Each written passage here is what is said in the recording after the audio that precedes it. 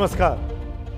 लगभग 10 दिन हो गए लगातार इस तरह की खबरें मैं आपके सामने लेकर आ रहा हूं। क्या कहूं आपसे, रोज वैसी ही तस्वीरें, हर तरफ पसरा खौफ, रोते चिल्लाते लोगों का दर्द। हर रोज आपको मौत और खौफ की कहानी दिखाना अच्छा नहीं लगता, लेकिन क्या करें, कड़वा है पर सच यही है। इंडिया को यह समझना बहुत जरूरी है कि देश के हालात क्या हैं। दूसरी तरफ यह भी देखना जरूरी है जिन्हें हमने अपनी जिंदगी की डोर सौंपी वो क्या कर रहे हैं। वो इंतजार कर रहे हैं 2 मई का, जब उनके हाथ में सत्ता की चाबी आएगी।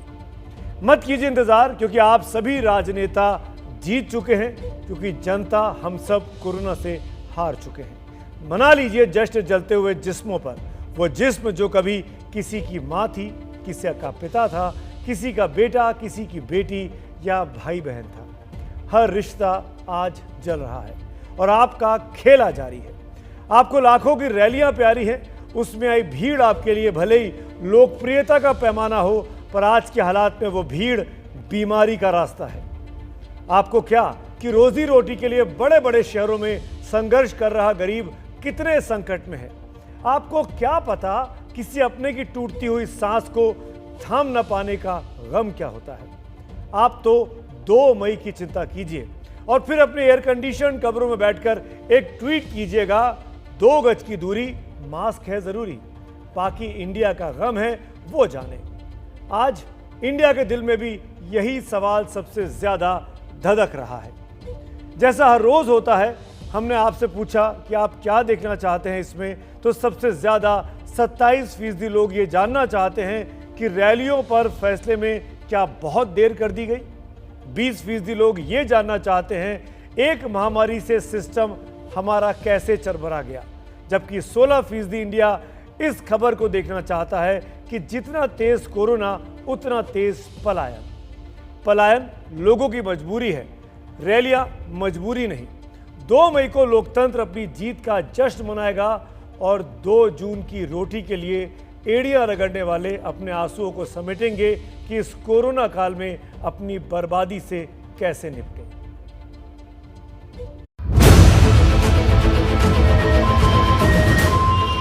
पानी कल से खराब है, वो कहाँ से ला रहे हैं आप? बाथरूम में ला रहे हैं। बाथरूम से लोग पीने का पानी लेकर जा रहे हैं। बाथरूम में इतनी गंदगी है, आप देख सकते हैं। 2 दिनों से लिक्विड ऑक्सीजन की कमतरता की वजह से हम जूझ रहे हैं। ऑक्सीजन अवेलेबल है, बट ऑक्सीजन सिलेंडर ही नहीं है। परिस्थिति ये है कि जिसके पास पैसा है वो भी मजबूर है। सारे हॉस्पिटल की कोई मतलब प्रशासन की कोई अकाउंटेबिलिटी ही नहीं है, और इसका जो रिजल्ट है वो आपको शमशान घाट पे दिख रहा है। घर में ऑक्सीजन चाहिए तो कहाँ से लाएं? रिफिलिंग हो नहीं रही है। अगर इतने लोगों को मारना ही है तो सिर्फ सरकारी बुलाओ, प्राइवेट सारे बंद करवा दो।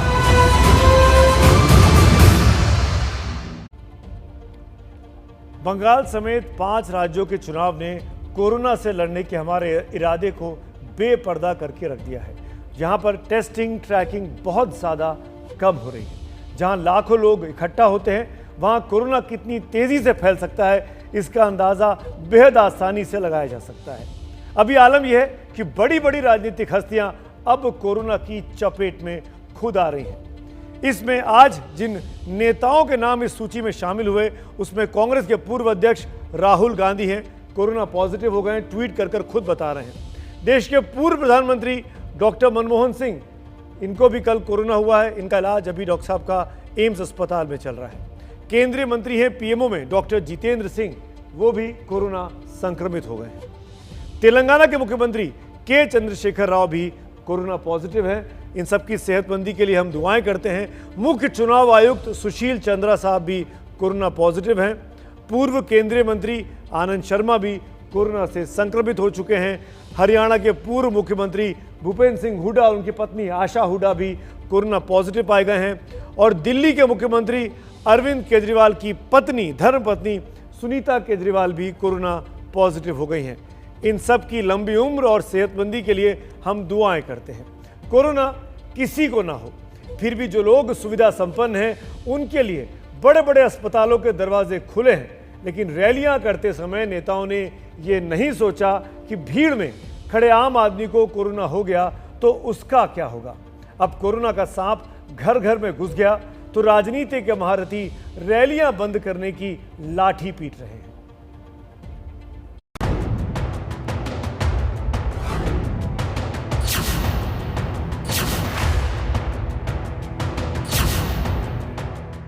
नब्बे के दशक की एक फिल्म का सुपरहिट गाना है, देर लगी आने में तुमको, शुक्र है फिर भी आए तो। बंगाल के चुनाव में हर पार्टी ने ऐसा ही किया। देर से आए पर कितना दुरुस्त, ये फैसला कोरोना संक्रमण का आने वाला आंकड़ा ही करेगा।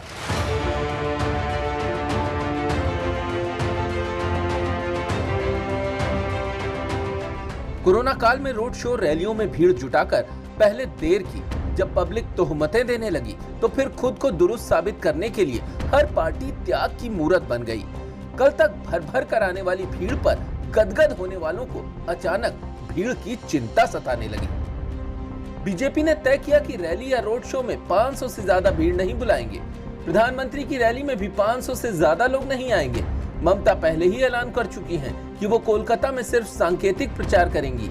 दूसरे इलाकों में उनकी रैली 30 मिनट से ज्यादा की नहीं होगी। राहुल गांधी ने बंगाल में रैली न करने का फैसला किया। लेफ्ट पार्टियों ने कोरोना के चलते सबसे पहले अपनी सारी रैलियां रद्द करने का फैसला किया था। पश्चिम बंगाल में कोरोना के मामले बढ़ते जा रहे हैं। चुनाव प्रचार कोरोना को और फैलने का मौका दे रहा है। राहुल को त्याग का ख्याल तब आया जब उनकी पार्टी के ही प्रत्याशी कोरोना की भेंट चढ़ गए। तृणमूल कांग्रेस ने भी रैलियों को कम करने का फैसला तब किया जब बंगाल में केस बढ़ने लगे।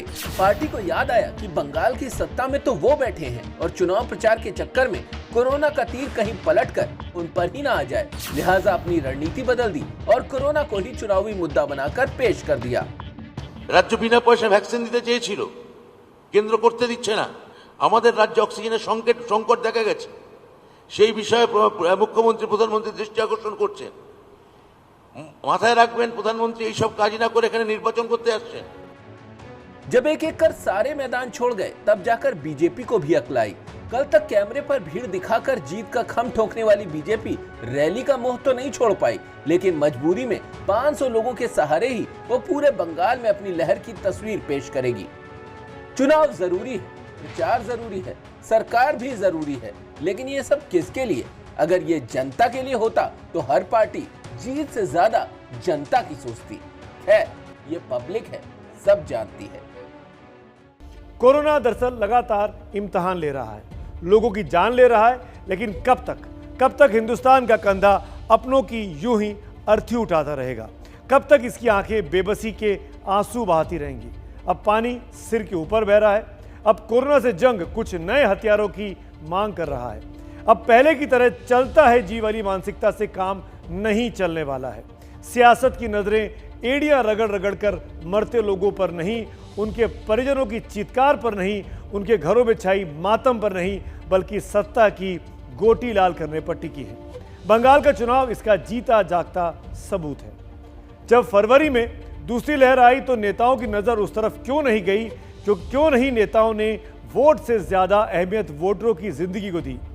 क्या जब नेताओं की जिंदगी पर कोरोना मंडराने लगा तब जाकर उनको होश आया है? लेकिन सब कुछ गवा के होश में आए तो क्या फायदा? एक तरफ सिस्टम पस्त है और दूसरी तरफ लोग हैं, उन्हें कोरोना के खिलाफ कड़ाई मजाक लगती है। जब हालात बेकाबू होने लगे तो रक्षा मंत्री राजनाथ सिंह ने सेना से कहा कि वो सिविल बॉडी की मदद करें, तो सेना के हवाले ही कोरोना के खिलाफ लड़ाई को क्या नहीं सौंप देना चाहिए? दुनिया के कई देशों ने ऐसा किया है और वो कामयाब रहे हैं। कुछ उदाहरण आपके सामने हैं। चीन ने अपने 10,000 सैनिकों को कोरोना के खिलाफ जंग में तैनात किया था, जिसका फायदा चीन को मिला। दक्षिण अफ्रीका ने लॉकडाउन लगाया तो उसकी गलियों में उसके सैनिकों ने गश्ती बढ़ा दी थी।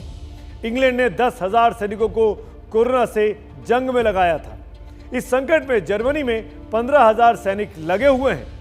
हमारे पड़ोसी श्रीलंका ने तो अपना पूरा कोरोना मिशन ही सेना के सुपुर्द कर दिया था और इन तमाम देशों को इसका फायदा पहुंचा है। ऐसे कई देश हैं। हम ये बात इसलिए कह रहे हैं कि जब कभी हालात बेकाबू होने लगते हैं तो काबू में लाने की जिम्मेदारी हमारी फौज बखूबी निभाती आई है।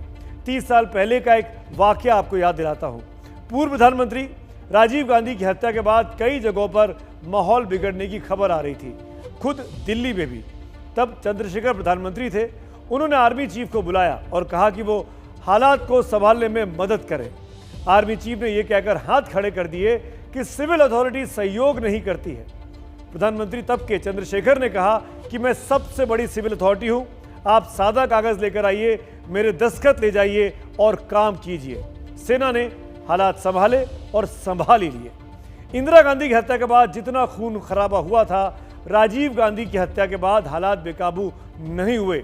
ये सब बातें मैं इसलिए कह रहा हूं कि जब जब हमारी सेना बेहद अनुशासित है, उसके पास संसाधनों और शॉर्ट नोटिस पर ऑपरेशन की बेहद काबिल होने वाली क्षमता है, वो अपने मकसद के प्रति बेहद ईमानदार होते हैं और किसी किस्म का अवांछित दखल होने नहीं देते हैं। जरूरत पड़ने पर सेना और सैनिक सेवा भाव से जरूरतमंदों की मदद कर सकते हैं और करते आए हैं। और जिन्होंने भी कोरोना से लड़ने में कायदे कानून तोड़े, उनको अच्छे से वो सबक भी सिखा सकते हैं। ये होता है सेना का अनुशासन। हमारी सेना चीन पाकिस्तान का भूत भगाती है, चीन के चकमे का मुंहतोड़ जवाब देती है, तो फिर चीन से ही पैदा हुए कोरोना के खात्मे को भी अंजाम तक सफलता से पहुंचा सकती है, ऐसा मेरा विश्वास है। लेकिन सेना को इंस्ट्रक्ट करने वाली सत्ता वक्त रहने मुश्किलों को भांप नहीं पाई है। आज स्वास्थ्य मंत्री डॉक्टर हर्षवर्धन ने कहा कि 2 महीने में कोरोना भयानक तरीके से बढ़ा है। यानी आज 20 अप्रैल है तो 20 फरवरी से यह मामला बिगड़ गया है बकौल डॉक्टर हर्षवर्धन। लेकिन उसके बाद चुनावों की तारीखों की घोषणा हुई, चुनावों की रैलियां जमकर हुई, कुंभ की घोषणा हुई, कुंभ जमकर मनाया गया और अब हालात बिगड़ चुके हैं। अपनी पीठ लेकिन अभी भी थपथपाई जा रही है, जबकि यही स्वास्थ्य मंत्री हैं जिन्होंने मार्च में एक बार कहा था कि कोरोना तो देश में लगभग खत्म हो गया है। I personally feel that COVID, if all of us remain together and if we have the right, I think that the country has the right approach. COVID is already on its way out. अभी इस बार के 2 महीने में एक बात ध्यान में आ रही है कि बहुत लोगों को जितनी तकलीफ नहीं है उससे ज़्यादा उनके मन में बीमारी के प्रति पैनिक है। और वो इसलिए लग रहा है क्योंकि वो केसेस की संख्या तेजी से बढ़ रही है। तो सुना आपने देश के स्वास्थ्य मंत्री का हाल। आज कह रहे हैं कि 2 महीने पहले से आंकड़े बढ़ रहे थे। 7 मार्च को इन्होंने कहा था, यानी आज से करीब 1.5 महीना पहले, कि देश से कोरोना खत्म हो गया है। कोरोना बढ़ा तो दिल्ली ने लॉकडाउन लगा दिया। महाराष्ट्र में पहले से ज्यादा सख्ती है और यह कोशिश कोरोना की चेन तोड़ने के लिए हो रही है। लेकिन लॉकडाउन मजदूरों और कामगारों पर भारी पड़ता आया है। आपको याद होगा, पिछले साल लॉकडाउन लगा था तो 1 करोड़ से ज्यादा मजदूरों और कामगारों ने बड़े शहरों से पलायन किया था। तब बहुत से मजदूरों के रास्ते में मर जाने की खबरें भी आई थी, लेकिन रेलवे ने कहा कि 80 मजदूरों की ही मौत हुई, जबकि सेव लाइफ फाउंडेशन नाम की एक संस्था के मुताबिक ये संख्या 750 के करीब है। आपको एक बात और बता दें, सरकार ने संसद में बताया कि कोई मौत मजदूरों के घर जाने के दौरान नहीं हुई थी। उस लॉकडाउन में पिछले साल अप्रैल में 12 करोड़ 20 लाख लोगों ने अपनी नौकरियां गंवाई थी। तब पिछले साल की तुलना में लोगों की नौकरियों में 30% की गिरावट आई थी। जब हालात थोड़े बदले तो अगस्त में करीब 84% मजदूर वापस काम पर लौटे थे। आज वही मजदूर अपने गांव वापस जा रहे हैं, क्योंकि पिछला अनुभव उनके लिए बेहद कड़वा रहा था।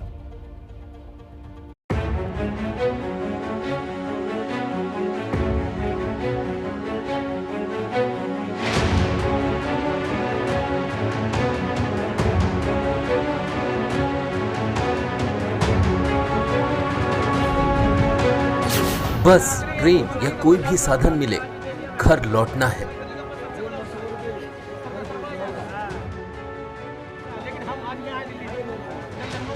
कोरोना का डर इन्हें नहीं सता रहा जितना भूख का सता रहा है। पिछले साल के लॉकडाउन की हर तस्वीर इनके जहन में जिंदा है, जब न जाने कैसी कैसी जद्दोजहद कर ये अपने घर पहुंचे थे।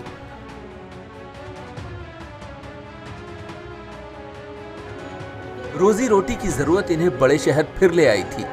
इन्हें क्या पता था कि कोरोना फिर हाहाकार मचाएगा, और जब जब कोरोना आता है तब तब उसके साथ आती है तालाबंदी। यही वजह है कि चाहे बस की छत हो या फिर ठसाठस भरी ट्रेनें, ये अपने गांव लौटना चाहते हैं, कोरोना का जोखिम उठाकर भी। यूपी के बस्ती लौट रहे इस परिवार का काम तो कोरोना की दूसरी लहर में बंद हो चुका था। अब लॉकडाउन लग गया तो घर लौटने के अलावा कोई चारा नहीं। तो क्या करेंगे हम, कहाँ से खाएंगे? मकान मालिक तो किराया अभी पिछला ही किराया नहीं दे पाए हैं, तो अगला कहाँ से देंगे? मतलब जो गाड़ी में 2 बंदे बैठते हैं इस सीट पे, उसमें 4 जा रहे हैं, 5 जा रहे हैं, 6 जा रहे हैं, मतलब कोई चिंता नहीं है उसकी। बिहार के रहने वाले कृष्णा की भी यही कहानी है।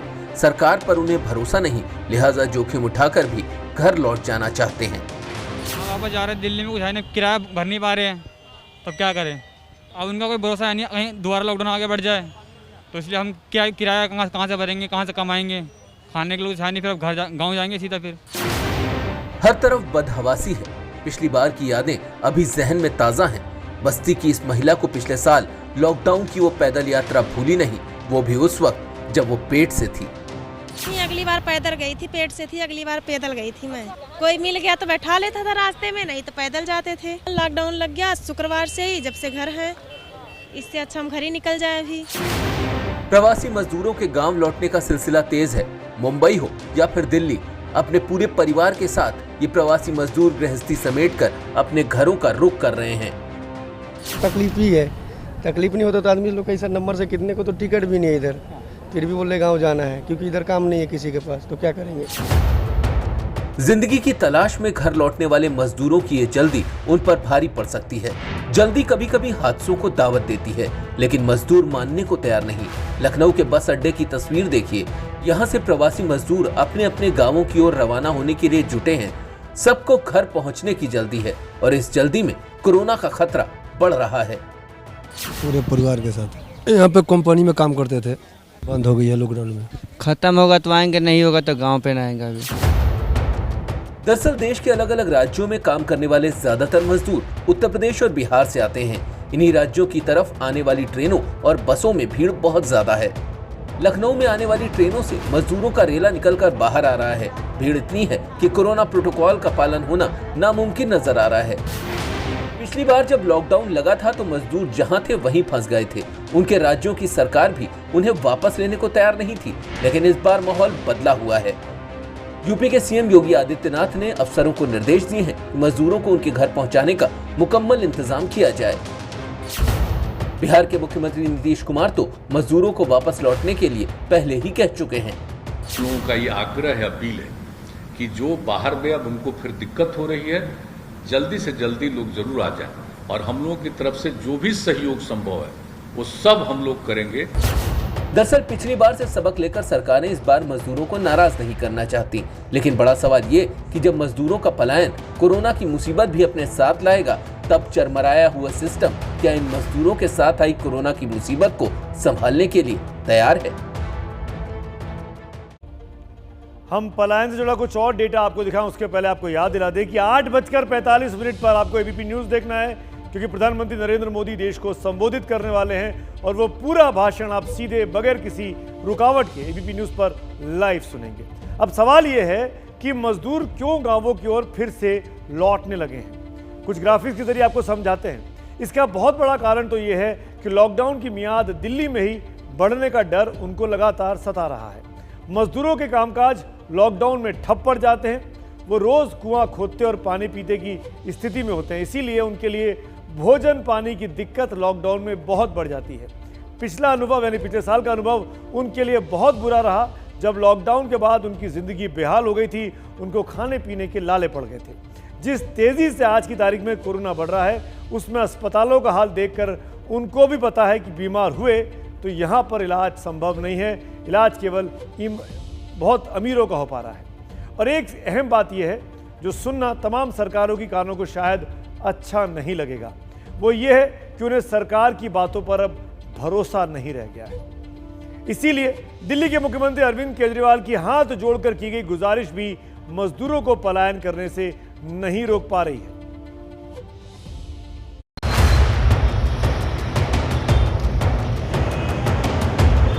जो मैं खास तौर से हाथ जोड़ के अपील करना चाहता हूँ, ये छोटा सा लॉकडाउन है 6 दिन का, दिल्ली छोड़ के मत जाइए। आप दिल्ली में रहिए, यकीन मानिए हम पूरी ईमानदारी के साथ सब मिलके लड़ेंगे। दिल्ली के मुख्यमंत्री अरविंद केजरीवाल ने हाथ जोड़े, मिन्नतें की, गुहार लगाई, यकीन दिलाने की कोशिश की कि कुछ भी हो जाए लॉकडाउन का फासला लंबा नहीं होगा और मजदूरों को खाने के लाले नहीं पड़ेंगे। लेकिन कहते हैं ना कि दूध का जला छाछ भी फूंक फूंक कर पीता है। मजदूरों को पिछले साल का मंजर याद आया और उस डर ने उनको पलायन के लिए मजबूर कर दिया।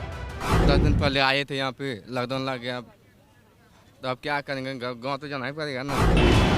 ये भीड़ बता रही है कि राजनीति की जुबान कितनी कमजोर हो गई है और सत्ता का इकबाल कितना लचर। दिल्ली के आनंद विहार रेलवे स्टेशन से लेकर बस अड्डे तक मजदूरों का ये हुजूम बता रहा है कि उन्हें अपने हाथों पर भरोसा है, उनके हाथों से वोट लेने वालों पर नहीं। कोई काम नहीं, लॉकडाउन के लिए सब बंद है, सब बंद है, जगह नहीं है रहने का। किराया पर रहते थे, किराया हम लोग को नहीं पुरने लगा था, हम लोग चल दिए हम लोग। ये भीड़ उन कामगारों की है जो कोरोना की पहली लहर कमजोर पड़ने के बाद रोजी रोटी की तलाश में वापस दिल्ली आए थे। तब सोचा था कि वो कयामत की एक लंबी रात थी और उस रात की अच्छी सुबह हो गई। लेकिन उन्हें क्या पता था कि उम्मीदों के दिन जल्दी ढल जाएंगे और फिर डरावनी रात दरवाजे पर दस्तक देगी। लोगों ने उस दस्तक में छिपे अंदेशे को पढ़ा और निकल पड़े अपने गांव की ओर। टिकट अभी नहीं मिला है, ले लेंगे। कब तक ऐसे इंतजार करेंगे? कब से यहाँ पर बैठे हुए हैं? बहुत देर, आधा 1-2 घंटा हो गया कम से कम बैठे हुए। आए थे कमाने के लिए, अचानक काम धाम बंद हो गया। अब क्या करेंगे? वो खाने पीने के लिए मर रहे हैं हम लोग। और मान लिया कि रूम किराया मांगता है, रूम वाला कहाँ से देंगे हम? बात सही है, जब काम नहीं होगा तो क्या करेंगे? ऐसा कौन दरिया दिल मालिक है जो इन मजदूरों को बिठाकर खिलाएगा? फिर रोज कुआं खोदकर पानी पीने वाले इन मजदूरों के पास और उपाय ही क्या है? जिस तरह कोरोना बढ़ रहा है, उनके लिए दिल्ली अब आगे भी दूर होती जा रही है। काम के लिए आए थे और जो यहाँ पर आए और लॉकडाउन लग गया। फिर अगले साल भी आए थे तो इसी तरह लॉकडाउन लग गया था। वापस आप दिल्ली क्यों आएंगे? यहाँ पर काम ही नहीं चलता है, लॉकडाउन ही लॉकडाउन चल रहा है। आने से क्या फायदा है? यहाँ पे 10 दिन पहले आए थे यहाँ पे, लॉकडाउन लग गया, तो अब क्या करेंगे, गाँव तो जाना ही पड़ेगा ना। सब चीज़ बंद हो गया, 10 दिन पहले ही बंद हो गया है। 10 दिन पहले राशन भी नहीं मिल रहा था, खाएंगे क्या? तब उससे हम लोग निकल गए वहाँ। मुख्यमंत्री ने हाथ जोड़े, उपराज्यपाल ने मजदूरों और कामगारों की घर वापसी पर चिंता जताई, दिल्ली के मुख्यमंत्री और मुख्य सचिव से मुलाकात भी की। लेकिन मजदूरों का पलायन हुआ तो उनके दर्द और डर पर राजनीति का शोर हावी हो गया। उन्होंने फिर से महामारी के दौरान यूपी और बिहार के साथ वही रवैया दिखाया जो उन्होंने पहले दिखाया था। आनन फानन में जब लॉकडाउन लगाते हैं बिना तैयारी के और अपनी विफलताओं का पर्दा डालने के लिए लॉकडाउन लगता है, तो इसी प्रकार से व्यवस्था चरमराती है। जिनकी जिंदगी का रकबा 2 जून की रोटी कमाने में खप जाता है, वो क्या सोचें कि उनके नाम पर कौन अपनी सत्ता की सल्तनत को महफूज रखना चाहता है। लेकिन दिल्ली हो या लखनऊ, सियासी शतरंज के खिलाड़ियों के मजदूर तो मोहरे हैं और प्यादों का क्या, प्यादे तो पिट ही जाते हैं। केवल 18 मिनट का वक्त रह गया जब प्रधानमंत्री मोदी का देश के नाम संबोधन होने वाला है। कोरोना काल में और दूसरी लहर के इतना विकराल रूप लेने के बाद प्रधानमंत्री मोदी सीधे तौर पर पहली बार राष्ट्र को संबोधित करेंगे। 8:45 पर बने रहेगा मेरे साथ, वो स्पीच पूरा आपको लाइव सुनवाएंगे। हालात वाकई में बहुत खराब हो चुके हैं, अस्पताल बीमार है, सिस्टम पस्त पड़ा हुआ है। ऐसे में आपके लिए सबसे जरूरी है कि आप अपनी हिफाजत खुद करें। इसके लिए जरूरी है कि आप सामाजिक दूरी का पालन करें और मास्क हर हाल में पहन के रखें। हमारी मुहिम है #MaskUpIndia। हम इसमें चाहते हैं कि आप सब हमारे साथ जुड़े, इस अभियान को आगे बढ़ाएं। ये दरअसल मेरी या हमारे चैनल की मुहिम नहीं है, ये इस देश की मुहिम है, आप सब की मुहिम है। इस कड़ी में हम उन लोगों की तस्वीर दिखाते हैं जो इस वक्त आप स्क्रीन पर देख पा रहे हैं, जो मास्क पहन कर रखते हैं, जो ये प्रतिज्ञा करते हैं कि वो मास्क हमेशा पहन के रखेंगे, दूसरों को मास्क पहनने के लिए प्रेरित करेंगे और अपनी मास्क पहनी हुई सेल्फी हमको भेजते हैं। वो सेल्फी यहाँ स्क्रीन पर हम दिखाते हैं क्योंकि हम ये दिल से मानते हैं कि आप लोग इस वक्त देश के असली हीरो हैं जो मास्क पहन कर रखने की कसम खा रहे हैं और देश को कोरोना से बचाना चाहते हैं। आगे बढ़ते हैं। आज इंडिया चाहता है कि दूसरे हिस्से यानी सेकंड सेगमेंट की शुरुआत कुछ बदल कर करते हैं। आज करते ही है कि ट्विटर पर जो मैंने आज सुबह शब्द पोस्ट किया वो आपको सबसे पहले दिखाता हूं। आज देश के हर इंसान को इस शब्द की बहुत ज़रूरत है और वो शब्द जो मैंने पोस्ट किया वो है हौसला। चुने हुए संदेशों में जो आज पहला संदेश है वो प्रदीप जोशी साहब का है और उन्होंने लिखा है कि ज़िंदगी में कभी किसी बुरे दिन से रूबरू हो जाओ तो इतना हौसला ज़रूर रखना कि दिन बुरा था, जिंदगी नहीं। अगला संदेश कृष्णेंद्र राय जी का है और वो लिखते हैं, हौसला न हारना, हर मुश्किल आसान, दृढ़ इच्छा शक्ति से छू लो आसमान। इस मुश्किल दौर में इंसान का हौसला ही इस महामारी को हरा सकता है। हर इंसान को दूसरे का हाथ थामना होगा, मदद के लिए आगे आना होगा और जब हौसला ऐसा होगा तभी इंसानियत की जीत होगी। हम आपको इस संकट भरे कोरोना काल में एक ऐसे हौसले की उड़ान वाली स्टोरी आज जरूर दिखाना चाहेंगे। देखिए इसको और हौसला मजबूत कीजिए।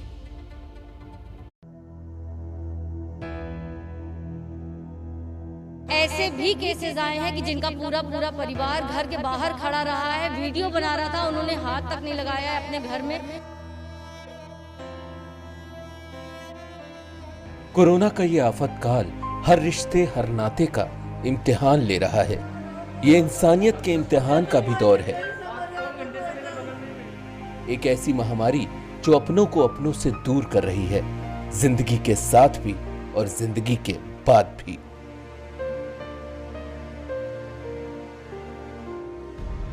तन्हाई के इस दौर में कोई बेगाना अगर आखिरी सफर में मंजिल तक पहुंचा दे, जिंदगी का जोखिम उठाकर भी, तो उसे क्या कहेंगे? उसे हम वर्षा वर्मा कहेंगे।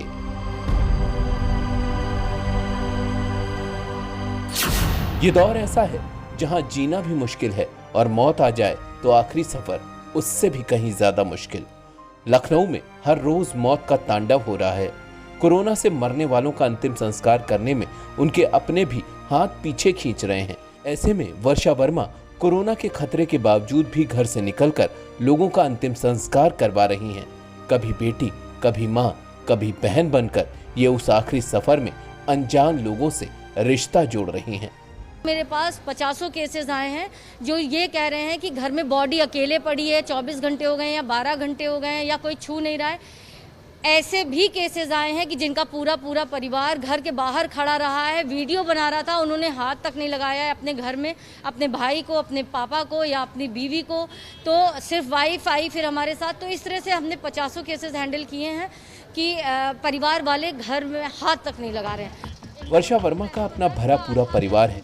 जाहिर है बिना उनकी मर्जी के वो पूरे परिवार को खतरे में नहीं डाल सकती थी, लेकिन वर्षा का परिवार भी इस नेक काम में उनके साथ है। वर्षा ने अपने खर्च पर एक वैन किराए पर ली है जिसमें वो शवों को रखकर घाट तक पहुंचाती हैं। लेकिन इस काम की शुरुआत कैसे हुई ये आप खुद वर्षा से जानिए। 4 दिन पहले मेरी जो बचपन की सबसे पुरानी दोस्त थी, जो सबसे छोटी दोस्त थी, हम लोग लगभग 20-25 साल एक साथ थे और उसने इसी अस्पताल में दम तोड़ा था। एडमिशन तो किसी तरह से मैंने करा दिया था, लेकिन उसको गाड़ी हम नहीं दिला पाए थे। 4-5 घंटे मैं खुद बाहर गाड़ी लेके अपनी खड़ी रही, लेकिन शव वाहन नहीं दिला पाए। जब मैंने बात की तो लोगों ने 10,000-15,000 रुपए लिए। मुझे ऐसा लगा कि ये जैसे हम झेल रहे हैं, थोड़ा बहुत मैं सक्षम हूँ, तब मैं हमारे जैसे लोग इतना झेल रहे हैं तो गरीब व्यक्ति या जो बिल्कुल मिडिल क्लास फैमिलीज है वो कितना ज़्यादा झेल रही होंगी। दर्द के इस मंजर में बहुत कम ऐसे हैं जो अपनी फिक्र छोड़कर दूसरों का दर्द बांटने में लगे हैं। जिस दौर में लोग घरों में बंद हैं, इंसान के करीब जाने से भी घबरा रहे हैं, उस दौर में एक महिला इंसानियत के मरहम से कोरोना के जख्मों को भरने में लगी है। वर्षा और उनके जैसे कोविड वॉरियर्स को हमारा सलाम।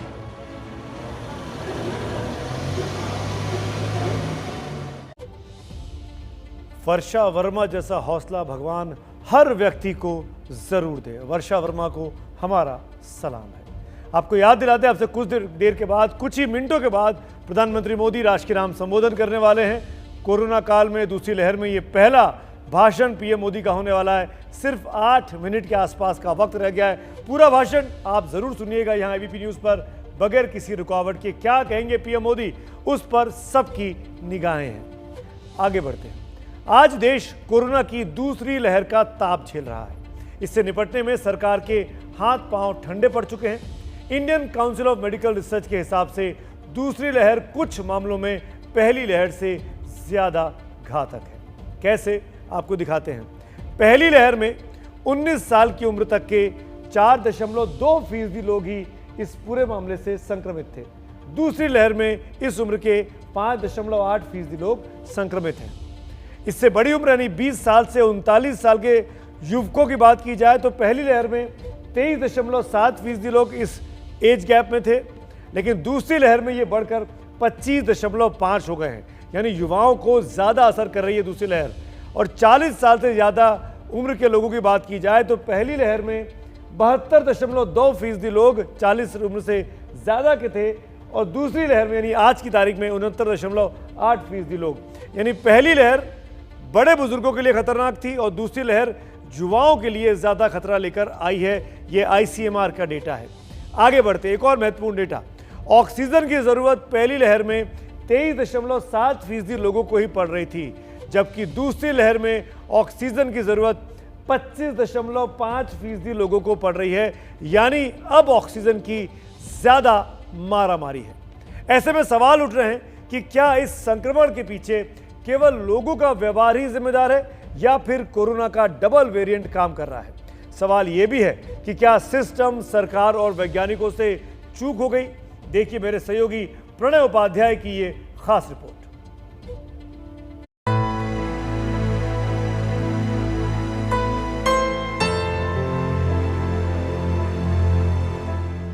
ये तस्वीरें रांची की हैं, लेकिन ऐसी ही तस्वीरें दिल्ली, मुंबई समेत देश के अलग अलग हिस्सों से सामने आई हैं। आखिर ऐसी नौबत क्यों आ गई कि अस्पतालों में बेड नहीं और शमशान में जगह नहीं? आखिर गलती कहां हुई? ये हमने देश के प्रमुख वैज्ञानिकों और डॉक्टरों से जानने की कोशिश की। हैदराबाद स्थित प्रमुख वैज्ञानिक प्रयोगशाला सेंटर फॉर मॉलिक्यूलर बायोलॉजी के निदेशक डॉक्टर राकेश मिश्रा से हमने वजह पूछी तो उन्होंने डबल वेरिएंट को जिम्मेदार माना।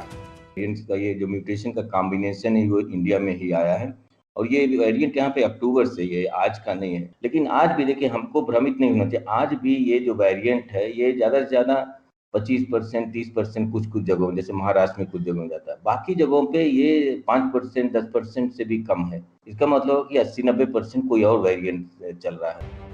कोरोना वायरस के दो बदले हुए रूप मिलकर जो नया वेरिएंट बनाते हैं उसे ही डबल म्यूटेंट वेरिएंट कहा जाता है।